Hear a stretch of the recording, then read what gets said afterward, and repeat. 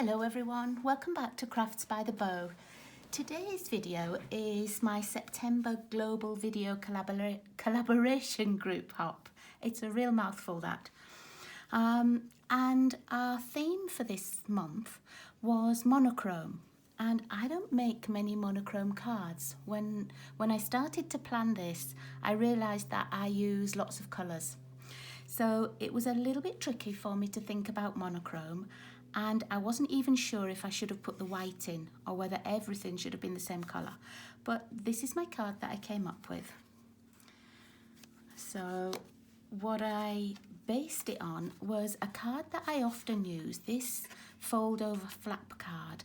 And if you look back at my videos on YouTube or on my blog, you'll see that I've used this a few times. And the last time I used the ice cream suite for a birthday card. And I like this because you can move this flap over to the left, to the right, you can have it in the centre, and I think it's a really versatile card. And so what I did was I just played around with the dimensions and the width of the pieces, and I made it so that it was that same flap card, but it was portrait style.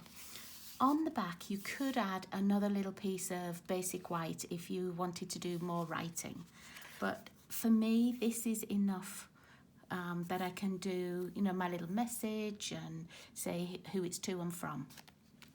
So let me show you how I made it. If you need the measurements, they'll always be on my blog. So check back onto my blog and you'll find all the measurements there. I'll put the link in this YouTube video too. So I started off with the in colours for 2021 to 2023 because I had a pack of the card and a pack of the designer series paper. And I always buy these packs because they have a few of each of the new in colours in them. So that means I can play about with them and work out which ones I love before I buy a full pack of individual colours. Now actually I like all of these and I have a full pack of all of them, but hey ho. The matching paper, it's exactly the same colours, but you just get different designs. So for each one you'll get the double-sided 6x6 designs. Let's find the other one. This is the one we're using today, when I can get it out, this piece. This is the side that I'm using today, but really any of these sides would have worked. And it's the Soft Succulent. I should have said that, sorry. It's the Soft Succulent that I'm using. And I've got all my pieces cut and ready. And the very first thing I want to do is to colour my twine, because I'm going to colour twine and it takes a little bit longer to dry than if you're colouring ribbon. So I've got a little piece of scratch paper. I'll move these so I don't get in the way. I've got my blends in the Soft Succulent. I've got the light and the dark, and I'm actually going to use both of them, but I'm going to start with the light and I'm using the brush end. And all I'm going to do, it's a 14-inch piece of the basic white twine from this little pack of the Twine Essentials. If you wanted to use one of the other colours, that would work as well. Just that because I have to be monochrome this time, I'm trying to keep everything as soft succulent as I can. And I do have a soft succulent ribbon, but it just looked it was a bit too wide for what I wanted. And it was sort of the star of the show, and that's not what I wanted today. Okay, so I've gone down the whole length of it just once. And now I'm going to do exactly the same with the dark.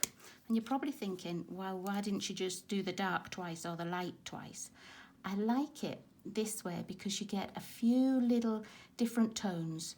You get little pieces of white showing, you get some of the darker, some of the lighter, and it almost looks a bit sort of vintagey. Okay, so you can see, let me move it up to the camera for you. You can see there are some little white bits, some light soft succulent, some dark, and that's exactly how I want it to be. And then I'm going to put that on one side because it really does take a little while to dry. Okay, so let's start and assemble the card. I've got my base piece cut it's just 5.5 by 4.25, which is a quarter of a piece of card. Exactly, you know, cut down the middle and then cut in half again. And then for my designer series paper that goes on the top of it, it's just a 1/4 inch smaller all the way around. So it's just 5.25 by 4, as though you were making just a normal card front or the piece for inside a card. And I'm just going to attach that there. And that's it. So let's put that on one side. Then for my flap piece, which is this piece that goes down the front, I've got Soft Succulent again, and it's cut at, let me just see, 3 by 11, and it's scored at 5.5. So I'm just going to fold that right in half. I'm going to squish it down with my bone folder, just to help it lay flatter. Okay. And then I've got a piece of basic white. I actually cut 2 pieces the same, one for the outside and one for the inside. And this is just 1/4 inch smaller all the way around. So that's 2 3/4 by 5.25. And I can attach that one because I'm not stamping on this.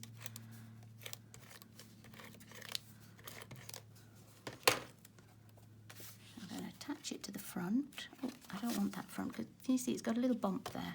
I've probably squashed it on something, so I'm going to make that the back. We won't see it. Okay, and then the next piece I've cut is this little piece of Soft Succulent.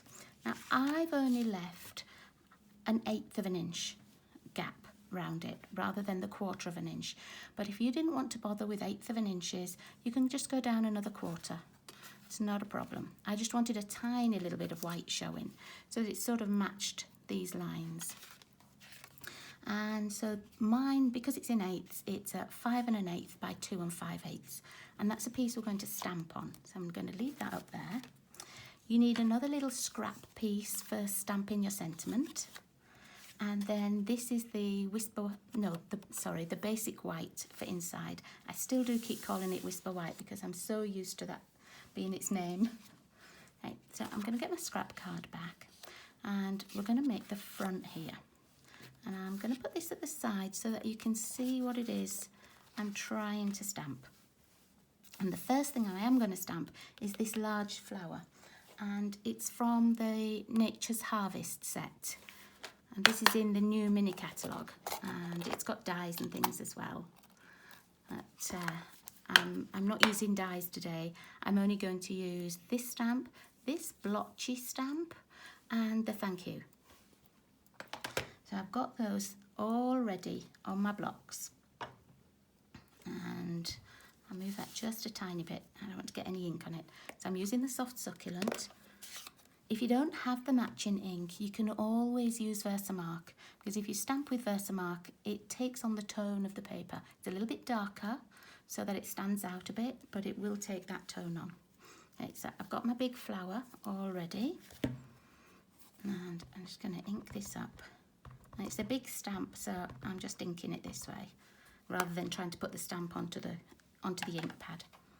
Okay, now I'm going to stamp this just once. And I like it on sort of a bit of an angle so that this piece is straight. And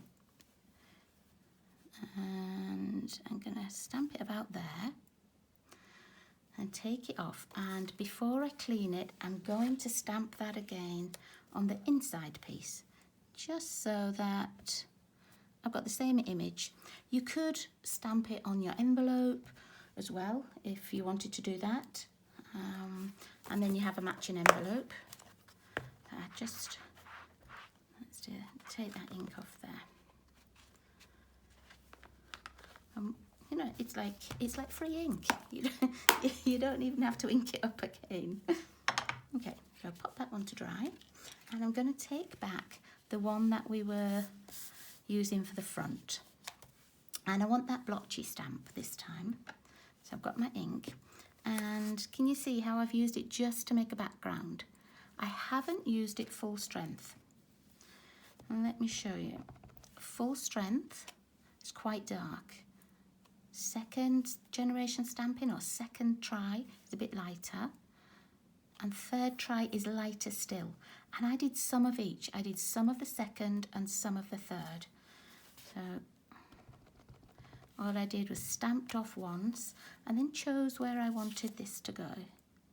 But I didn't leave it on very long and I didn't make a pattern. I just stamped some off, turned my stamp around, whatever I felt at the time. There was no sort of method. I didn't really want to have too much of the stamp showing all the time. I did want some through the flowers though, and that's where I did most of the third generation. And just sort of touched little areas. Okay, pop a bit more there. That's it. There you go. I don't really want any more on apart from a bit in that middle. Okay, and while I've got this out, I've got my little scrap piece that I'm going to do my sentiment on, and I'm going to stamp that at the same time. See, I'm not adding any more ink. I don't quite know how much I want, so I've gone a little bit further than I know I need. Okay. Oh, I won't put that away. I'll actually stamp my sentiment while we're here. So I've got my little sentiment inked up as well, and I'm going to do this full strength. I'm going to do it over here, look, where I've got that lighter patch. Doesn't matter if it's straight or not, because I'm going to put it through the punch. Okay, I am just going to clean these two stamps there. I find if I clean them as I go along, it's a bit easier. I don't have quite so much mess on my desk at the end. Okay, right, and then I've got that little dual oval punch, and I'm not going to use the scalloped one. I'm just going to use the plain one, and it's just a perfect fit for this. See how that's just the exact right size. Now we don't need the punch anymore. Now you can see I've got a little bit of the second generation, a little bit of the third, and even a bit of the fourth, and that is just the right colour for what I need. So let's try and assemble it. So here's our base card again, just that one piece of flat card with the designer series paper on. And then here's our little flap part. If you wanted, you could move the flap over to the left and just have this right hand side showing. You could have it at the right, you could have it at the centre, you could have it right on the edge like this. I'm going to pop mine right down on the middle again, like I did for the first one, because I like seeing just that designer series paper at each side. Let's put some adhesive on here. And I do want to have a little bit at the top, and actually this is where it's better for the liquid glue, because then I'm going to put liquid glue over. It'll still stick and it'll be extra strong, but it just means that you don't have a gap at the top of the card where this is attached. There we go. Don't need much. And then we're just going to put this right on. I'm going to do it sideways. Well, actually, I'll do it the right way around so that you can see. I'm not really measuring it, I'm just doing it by eye. I'll pop it down there, and I'm just going to make sure this squeezes together here. Doesn't matter if that glue pops out, it's not going anywhere. And then I'm going to go over with my bone folder. As otherwise, I find that sometimes on these kind of cards you get a big gap here, and it almost looks like the piece is hanging off. I know it won't fall off, but I just want it to be flush and look nice.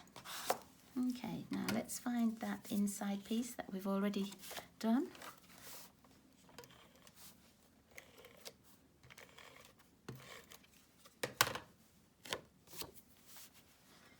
We've got a nice little border around this. You can see where the designer series paper is, and you can just sort of use that as a guide as to where to put it so that all the lines run across and they sort of all match up. Okay, now, this little piece is going to go on the top. On here, I put my ribbon round the whole of it. If you just wanted to put it round this little flap, you could. Sorry, it's twine, not ribbon. But I put it around all of it. You can see it on the inside, and that doesn't bother me, but if it bothers you, you can put it just around the white piece with the soft succulent on top, or just around the soft succulent. I'm going to put it round the whole thing.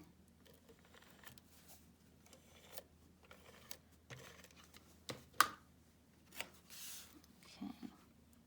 Now, as I was saying earlier, I don't really do many monochrome cards.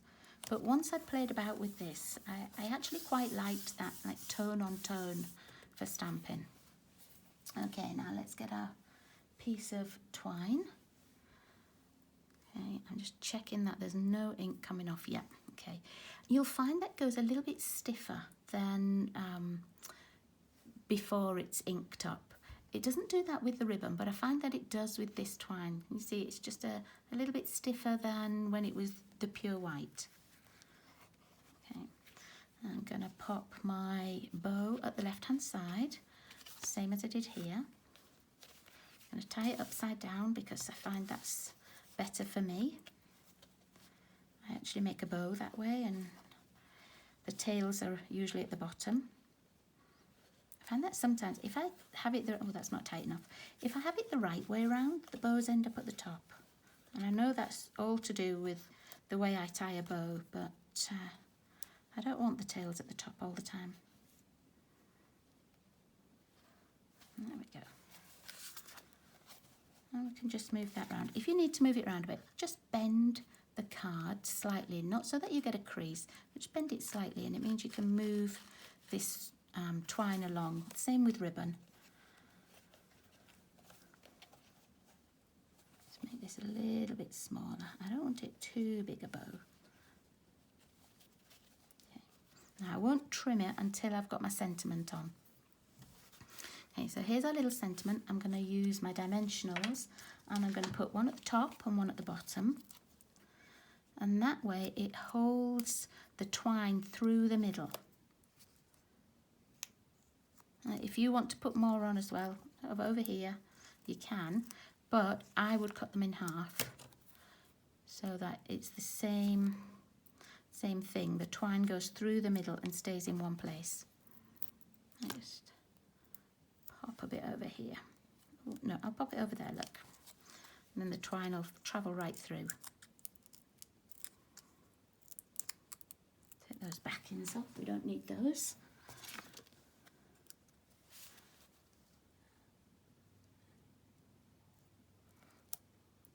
There we go.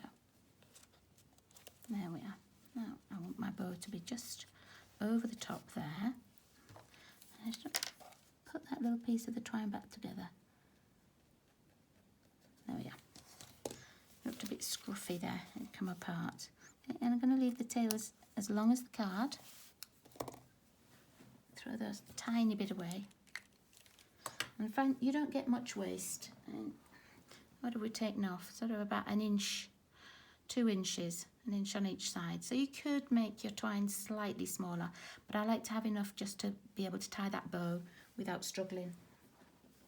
Okay, now on this one you can leave it just like that, but on this one I put some of our pearls. I didn't have the same colour pearls, so I'm just using the basic pearls, and all I did was I used my darker Soft Succulent marker pen, blend pen, and I just painted over like this.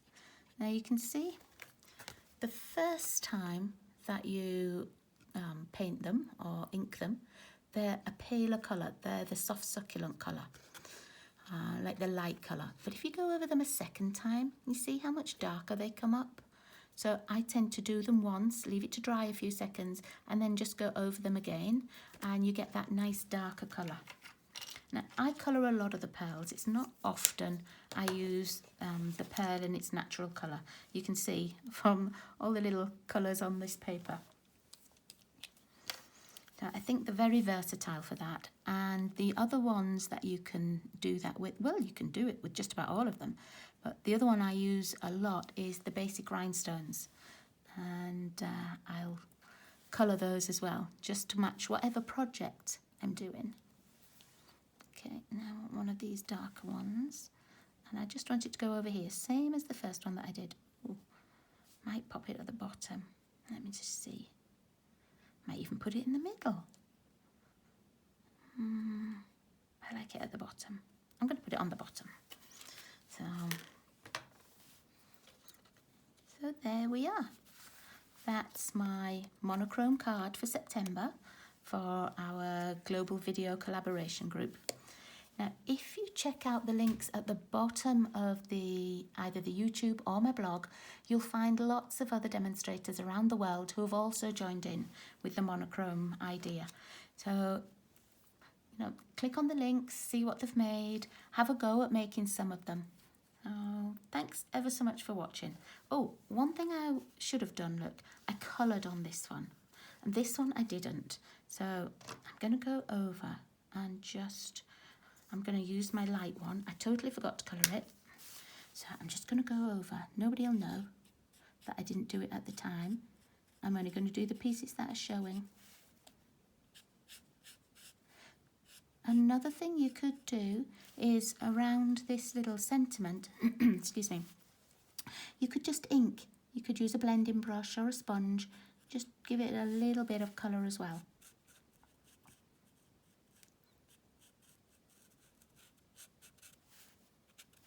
You don't have to be a great colourer to do this. I find it's easier to do with the bullet tip as well.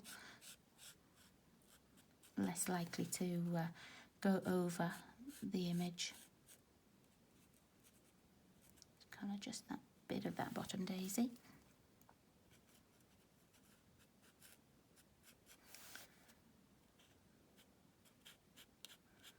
There we go. Now nobody knows it's not coloured at the bottom, do they? Nobody will even see. Okay, so there we are. Thanks again for watching, everybody, and I'll see you all again next month. Take care. Bye-bye.